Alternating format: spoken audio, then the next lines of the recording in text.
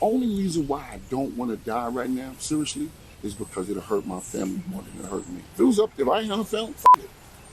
You go. Ain't no need to stay here.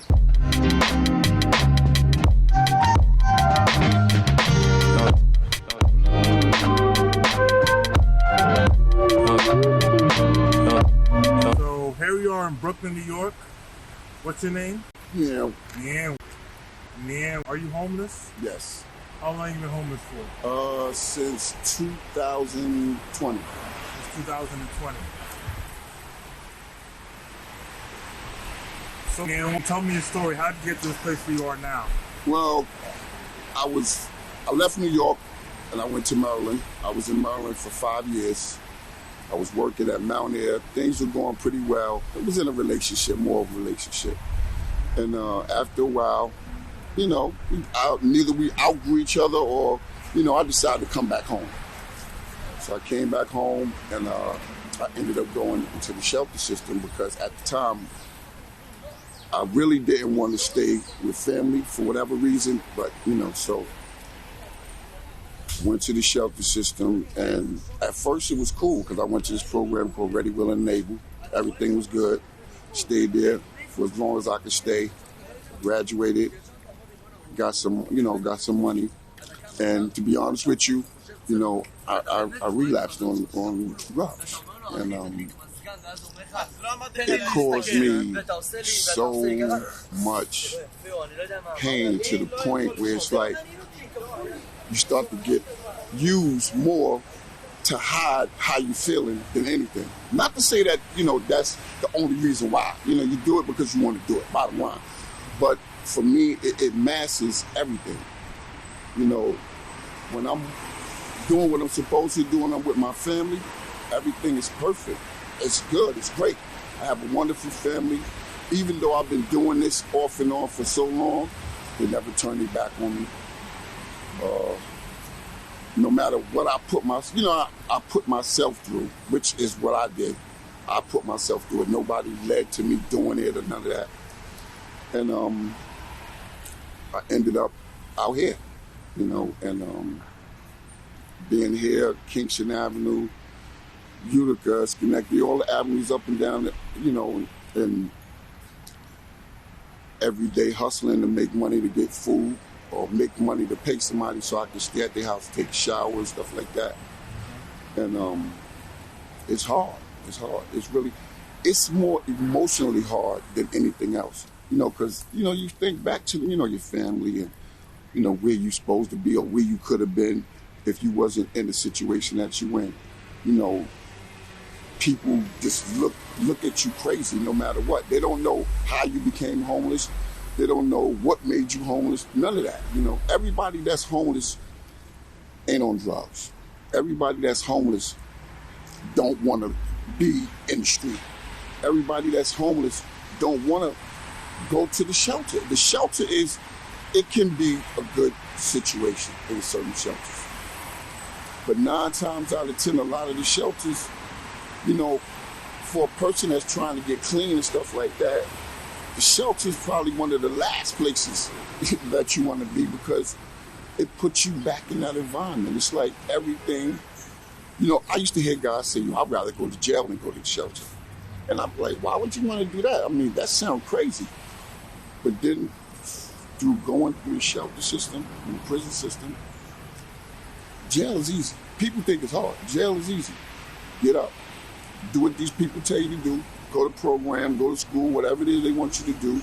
Come back, go to rec, go to yard, this, that, and the third. Watch TV and all that. And you can get education in it too, because I actually got my GED in it. And the sad part about it is, when I was in prison, I'm not the type of person that just break the rules just to be doing it. I don't want to fight nobody.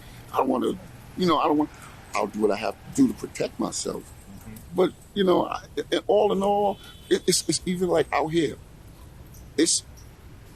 To me, this is way more dangerous than prison ever was for me. Mm-hmm. It just, and there you have a certain type of bond. You out here, cut and dry. Get it or don't. lion or be a lamb. Sometimes you have to choose both. Sometimes you have to play both parts. But when people believe you that lamb, you are under scrutiny from everybody, from the weakest to the most strongest.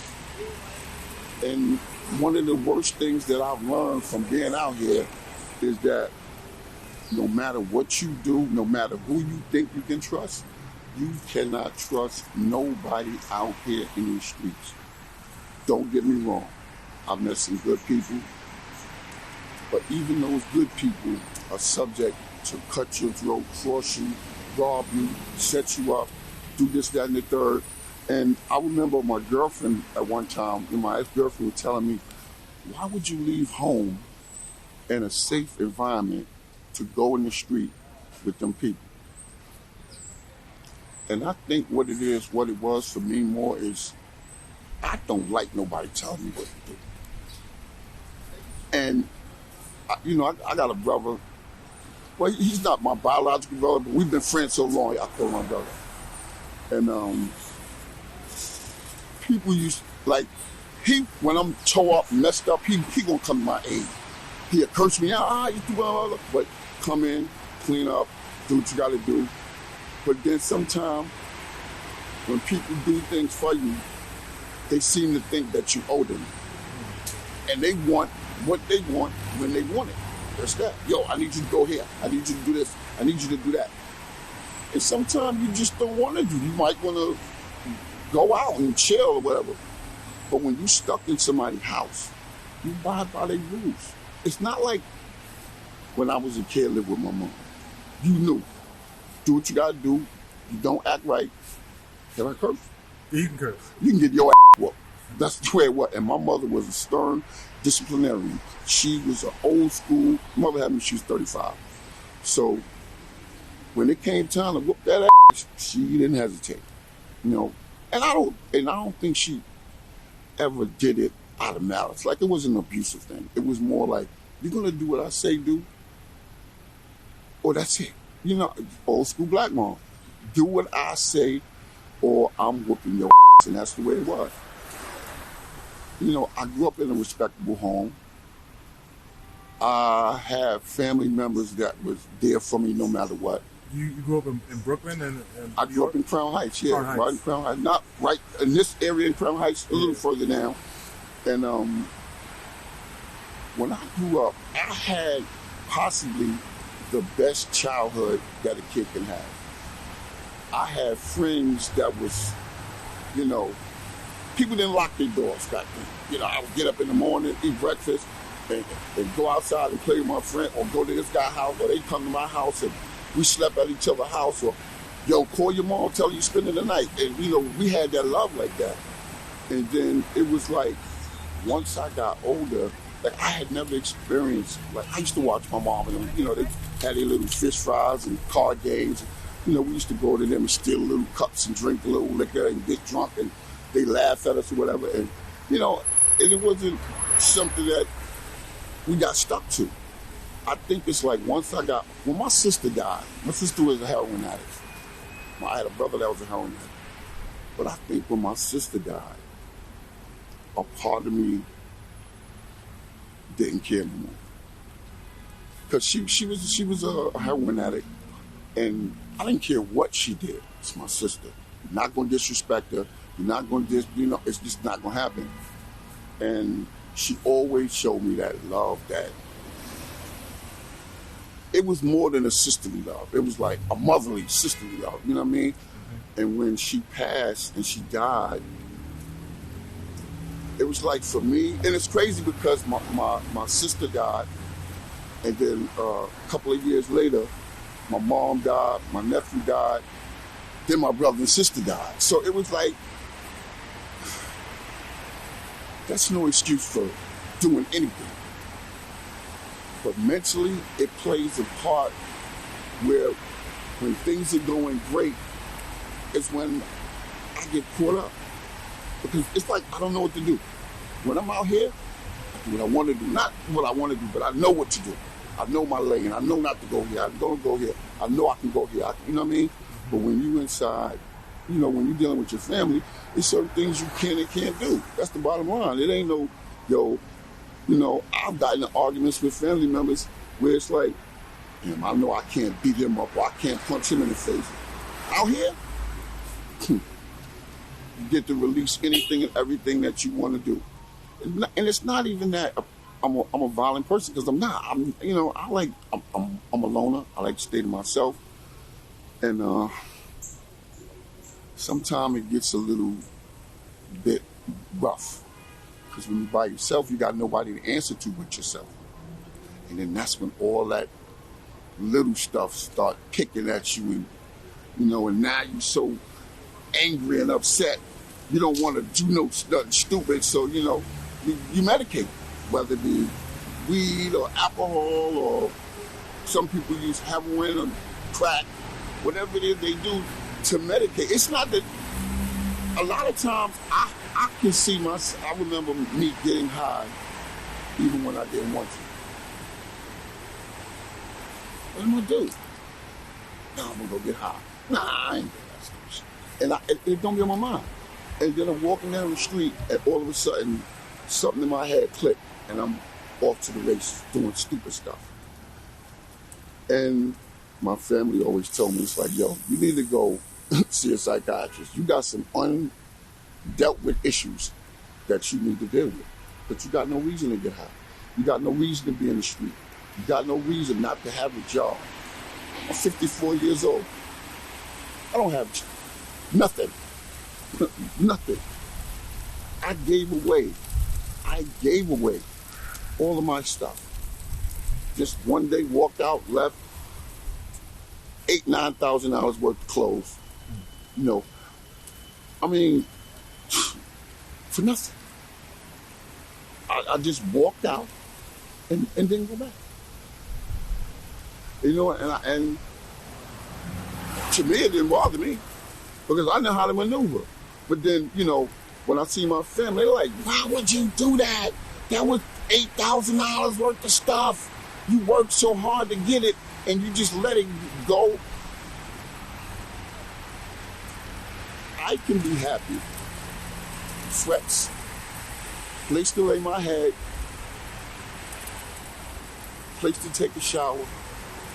And a job. And with that, I'm happy.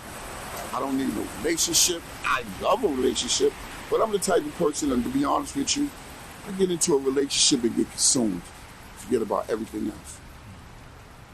Not focusing on, what I might need to focus on to stay where I'm supposed to be. I get so caught up that I'm like, oh man, I gotta do this, I gotta do that. I gotta make sure this happens, I gotta make sure that happens. I gotta look like everything is good, because I know how to dress up. I can leave here today, shave, take a shower, change clothes, and you would never know I was the same guy that was here. You know what I mean? And I think that's one of the worst things that's happened to me. I can adapt anywhere. The worst situations, jail, institutions, anywhere I go. Like when I go to programs, I done been to so many programs that I done ran, what they call a structure board, the top of the house. Every program I've been in, I go to the top of the house, because I know how to maneuver, I know how to manipulate counselors, I know how to do that stuff. And the reason I believe I wasn't getting the information that I was supposed to get is because of that manipulation. Instead of going there, listen and shut your mouth, play the scene, you know how to bring your tears out when you need to bring them, and now they feel they getting to you, they helping you, and then, all right, now look, this we're going to give you a little bit of responsibility. That little bit of responsibility takes me to the places where I need to be in that program to get by. I never went through a program to get better. I went because parole, my family, my girlfriend, my kids.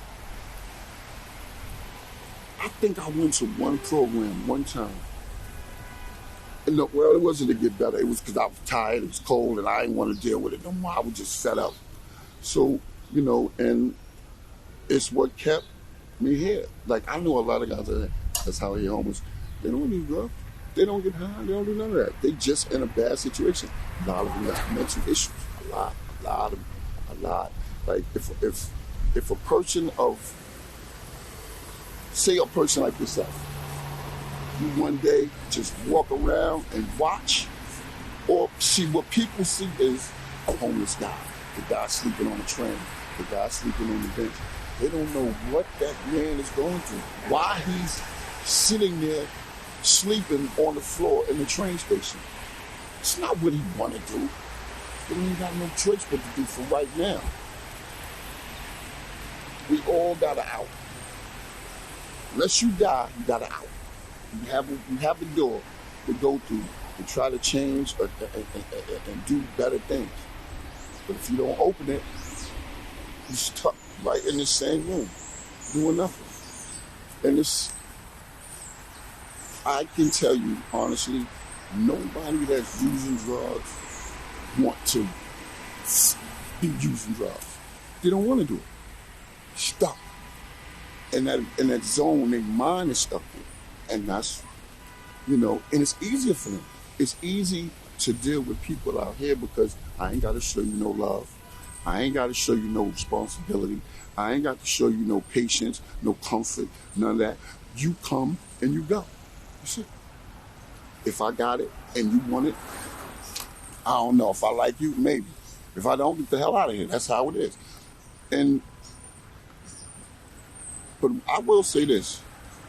New York City streets taught me, because I ain't gonna lie, I was a shelter kid. I grew up in a building where everybody's doors was open. I never was in, so when I caught the streets, it was a shock for me. I ain't know, what's this about? Like, they really do, and I had to learn real fast.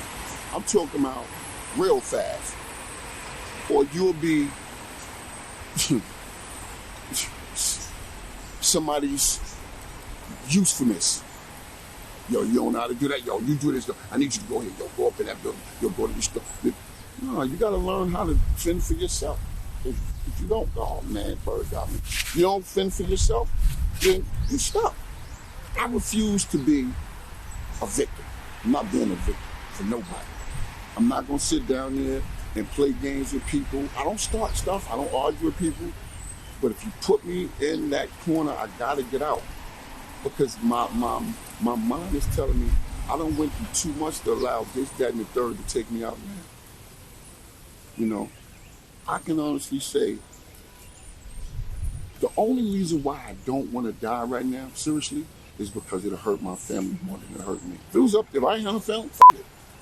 Just go. Ain't no need to stay here. And I don't understand, to be honest with you, how my family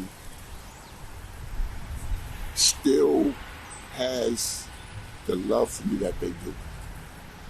Even ex-girlfriends. I got about 5 or 6 ex-girlfriends that's like, oh, you okay? You good? You all right? How you doing? I never broke up. I wasn't a cheating type dude. My relationships was broke up because I walked away from them. Nobody never, I can't with you no more. Nobody. No female that I ever been with just said, I don't want to be with you. I want to be with this one. I walked away from every relationship that I've ever had. Every single one. And I've had some great women, I'm going to be honest with you. And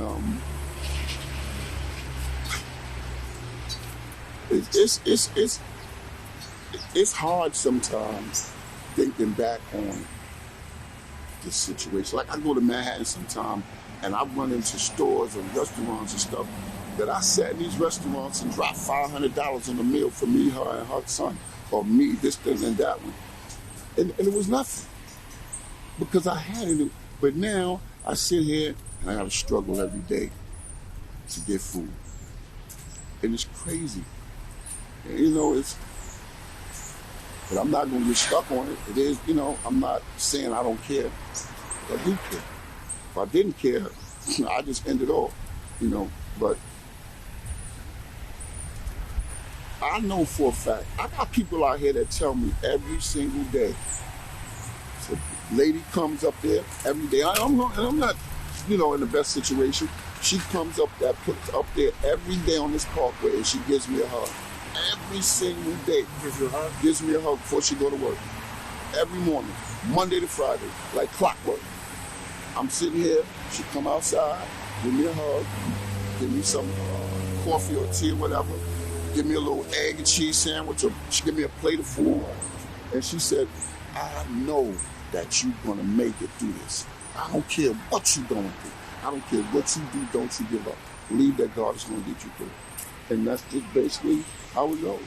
And I don't give up no matter what. I don't get stressed, I don't get struggled, I don't get mad at my situation, because I know when time comes, I'm gonna do what I gotta do. But she also told me, she said, and when you do get to where you're supposed to be, you grab somebody the way I grabbed you. And that's it. You know, and that's how I stay. That's how I stay. Like, I know in